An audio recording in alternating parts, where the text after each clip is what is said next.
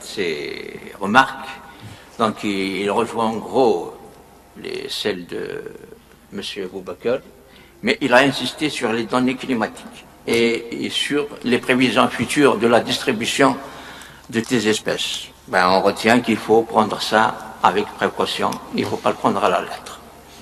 Et il précisait en incluant plus de paramètres. Voilà ce que je comprends de son intervention. Et sans tarder, je passe la parole à Dr Medina pour compléter un petit peu l'appréciation de ses travaux. Merci, Monsieur le Président. Donc, avant de commencer, je tiens à remercier donc, mes collègues de Nigeria de m'avoir donné l'occasion de juger ce travail. Ce travail que je trouve très intéressant, avec une quantité de résultats donc très importante. Moi, je le félicite pour la quantité donc, de résultats qu'il a présenté dans le document. Je félicite le candidat par rapport déjà à son oral qui est clair et il résume donc l'essentiel du travail. Même si vous avez mis plus de temps, moi je dirais que c'est-à-dire vous avez résumé l'essentiel et ce que vous nous avez donné est très important. Pour le document, elle est bien rédigée. Je rejoins mes collègues par rapport à ça. Il n'y a pas vraiment beaucoup d'erreurs à l'intérieur. Donc d'ailleurs on a pu le lire facilement, mais comme tous les autres travaux, il y a toujours quelques remarques. Des fois, on veut comprendre, surtout quand un travail est intéressant, on cherche à comprendre encore plus. Alors, je commencerai, comme mes collègues, avec le titre. Moi, je dirais que, oui, vous m'avez expliqué ça quand vous êtes venu me donner le document, mais j'aimerais bien parler sur ça. Effectivement, je pense que c'est comme si vous sous-estimez un tout petit peu votre travail.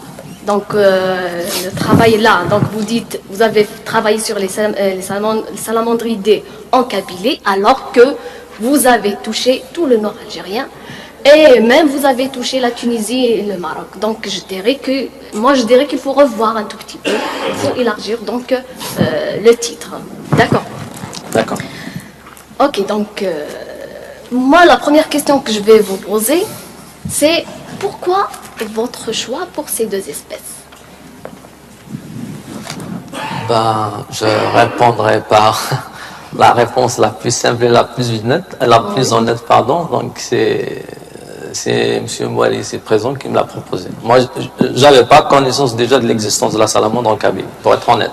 Donc c'est M. Mouali qui était bien sûr plus informé, qui était au courant de ce qui était intéressant à attaquer à ce moment-là et m'a proposé. Donc j'ai mis un peu de temps pour réfléchir, pour voir si ça me correspond et tout ça, et j'ai dit oui. Et voilà, ça a commencé comme ça. Donc, pourquoi je vous ai posé cette question? Parce que j'ai compris qu'au début, vous avez commencé à travailler sur une espèce, ensuite vous avez ajouté la deuxième espèce, mais moi je dirais que vous avez travaillé même sur la troisième espèce. Parce que si on part donc aux dernières pages, donc donc la page 171, je commencerai par ça, après je vais revenir.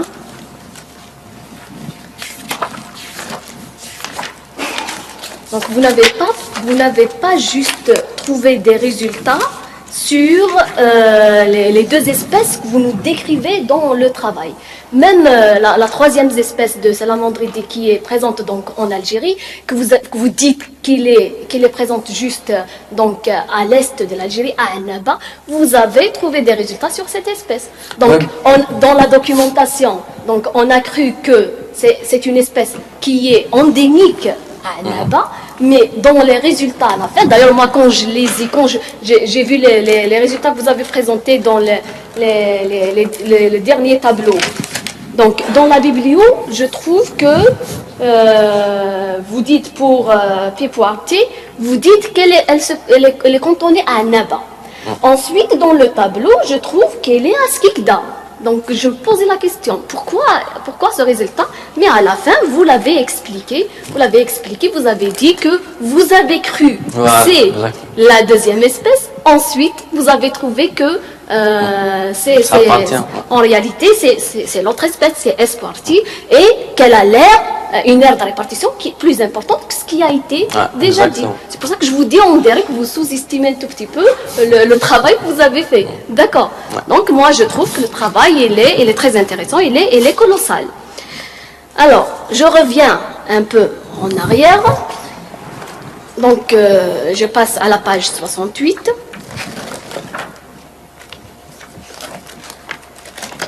Au niveau de la page 68, c'est vrai que vous avez insisté sur la Kabylie, vous avez dit même dans l'oral, vous insistez je pense que pour nous expliquer pourquoi vous avez donc décrit la Kabylie et tout. Mais moi, je dirais que j'aurais aimé trouver une carte de tous les sites que vous avez sillonnés, tous les sites où vous avez essayé d'échantillonner. D'accord? Ça sera intéressant pour nous de trouver donc cette carte en détail, d'accord? J'aimerais bien savoir, est-ce que, c'est-à-dire tous les sites que vous avez donc sillonnés, vous avez trouvé les espèces dans les sites, ou vous avez donc essayé d'échantillonner, c'est-à-dire de faire des sorties dans des sites où vous n'avez pas trouvé l'espèce. D'accord. Oui. Alors, je peux répondre. Oui, oui. Voilà, donc sur cette figure, sur cette case, j'ai représenté toutes les stations où nous avons retrouvé l'espèce. Oui. Donc en rouge, c'est pour Salamandra algera, et en jaune, Pleurodalus nubilosus. Les points d'interrogation représentent les stations ou les massifs les plus importants que nous avons visités, sans toutefois retrouver aucune des espèces. Donc pratiquement, on a été sur tout le nord algérien, mais avec des fréquences différentes pour certains, par exemple comme la région de Skikda, Naba, la Kabylie, Tlemcen, on les a échantillonnés nettement, de façon nettement plus dense que par rapport à la région entre Chlef approximativement et Oran. Donc parfois c'était des obstacles, je dirais, en termes logistiques, des fois ça diffère, mais pour mettre tous les sites où est-ce que tu l'as visité sans trouver l'espèce, je crois que toute la carte serait coloriée. On a visité plein de... Ok. Oui, oui. Oui, ils oublient des choses. Au labo, il y a eu une séance où il a expliqué ce qu'il a fait pour sa thèse, ce qu'il va faire, etc., etc. Et l'une des remarques qui lui ont été faites, c'était pourquoi tu n'es pas parti dans les limites sud de répartition supposée des deux espèces. Hein. Tu te souviens, moi, tu étais présent. C'est des petits séminaires qui sont faits au labo. Et bon, il faut quand même être réaliste. Hein. Nous sommes dans un pays où pour faire une sortie sur 20 km, c'est déjà un gros problème. Ils sont partis à Tlemcen, beaucoup de problèmes. Ils sont partis à El-Qala, il faut envoyer des lettres, il faut contacter des gens, etc. Après, il faut aller sur le terrain. Quand on est sur le terrain, il y a toujours quelqu'un qui vous a vu. Vous n'êtes pas de là. Véhicule matricule 6 ou 15, qu'est-ce qu'il fait dans le 36, qu'est-ce qu'il fait dans le 25, etc. Donc, il faut tenir compte de ça. Donc, nous ne sommes ni en Espagne, ni au Maroc, ni en Tunisie. Voilà, j'ai donné ces trois pays. C'est très difficile, mais je pense que ils ont quand même. On est allé jusqu'à Mergheb aussi. Amsila, parce que moi je pensais qu'il y avait des zones humides là-bas, c'était peut-être la limite semi-aride, etc. Peut-être qu'il y avait quelque chose, ils n'ont pas trouvé, etc. Donc l'effort de chercher partout a été fait en fonction des possibilités, des disponibilités. Oui, mais pourquoi je lui pose cette question? Parce qu'il ne l'a pas mis en valeur dans le document, c'est juste par rapport à ça. Voilà. Moi, si je peux rajouter, quand on était aussi à Biskra, on est allé jusqu'à Biskra. C'est-à-dire, on a fait du terrain au niveau Batna, Om el-Bouaqi, Biskra. Voilà, Biskra, je peux dire que c'était notre limite sud. D'accord. Ok. Ok, donc je rejoins mon collègue par rapport aux données climatiques. Moi, je dirais, donc pour un premier travail, c'est rien. Mais pour faire une modélisation de niche écologique, je pense qu'il faut prendre en considération plusieurs paramètres. Ok, c'est vrai que je vous dis, pour un premier travail, mais pour les travaux qui vont venir, j'espère qu'ils vont prendre en considération ça. Pour faire la modélisation, vous avez utilisé des données climatiques. Quelles sont les données que vous avez utilisées? Donc, c'est celles présentées dans le Dans la partie présentation de la zone d'étude. Non. Ah, La modélisation, vous Ouais. avez utilisé des données climatiques Exactement. des régions donc fréquentées par l'espèce, c'est ça? Ouais. Donc, quelles sont les données que vous avez utilisées? Est-ce que c'est les données que vous avez présentées dans le document?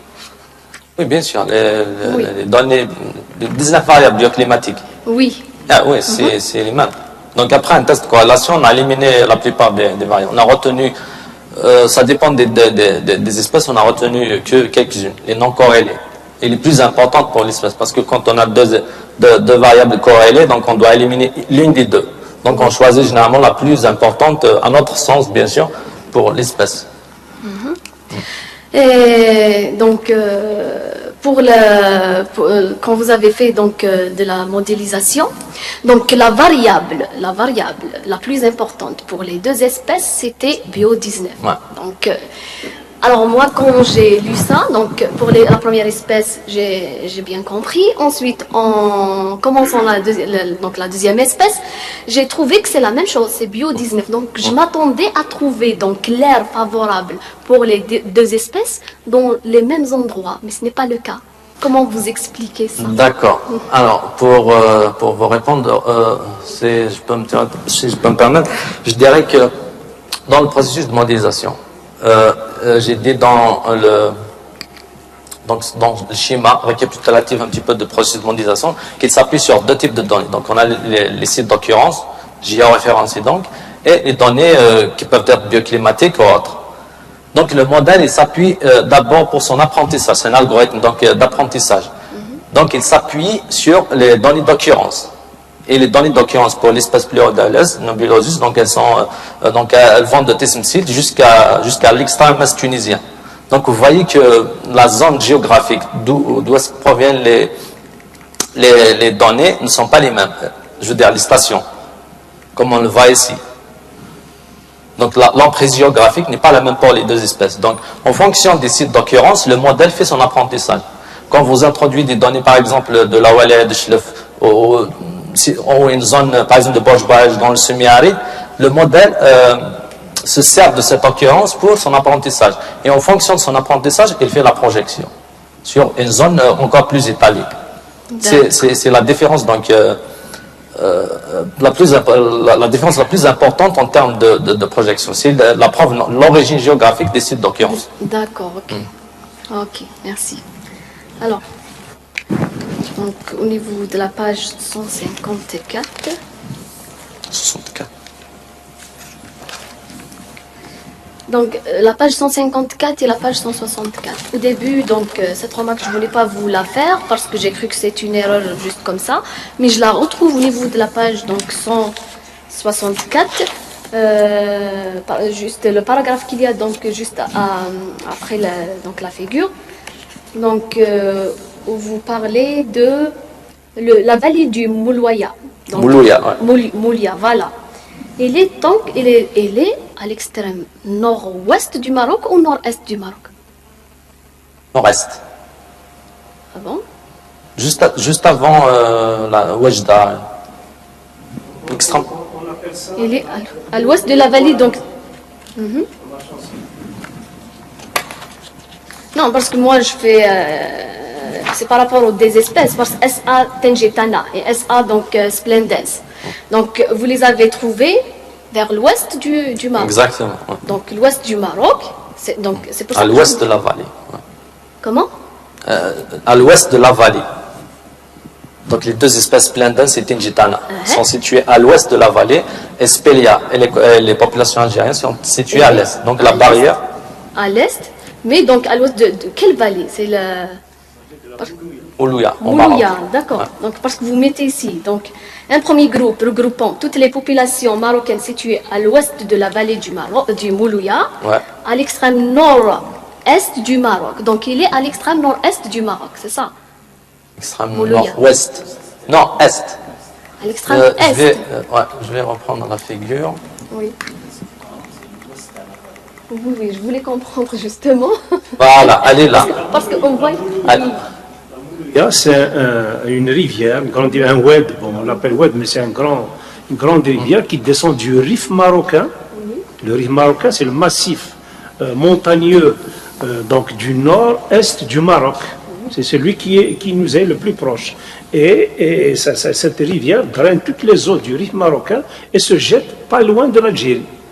Et ça donne toute une vallée, une vallée de culture, etc., qui se continue c'est un peu sur c'est à peu près les mêmes altitudes que l'Oranie algérienne. Voilà, Alors d'ailleurs, on parle sur le plan des études écologiques, etc., on parle toujours de Moulouya Oranie. D'accord. Ok. C'est très proche. D'accord, ok. Donc c'est juste pour mieux comprendre ça. Sinon, je termine par une dernière remarque. Vous nous l'avez expliqué donc dans l'oral. J'ai compris après dans l'oral.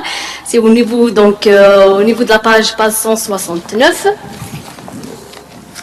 Donc la page 169. Quand vous expliquez donc l'évolution donc des sous-espèces de S. algera, donc vous dites que l'évolution donc elle se fait de l'est vers l'ouest, alors que moi quand j'ai vu la figure donc qui est présentée, moi j'ai cru qu'il faut suivre donc l'enchaînement.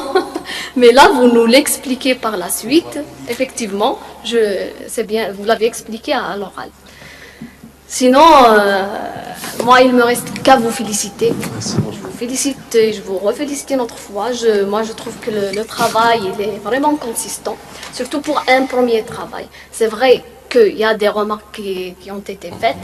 C'est-à-dire pour les travaux à venir, on va vraiment les prendre en considération, mais pour un premier travail, moi, je trouve que le travail est bien fait et je vous félicite. Et je vous rends la parole, Monsieur le Président. Merci.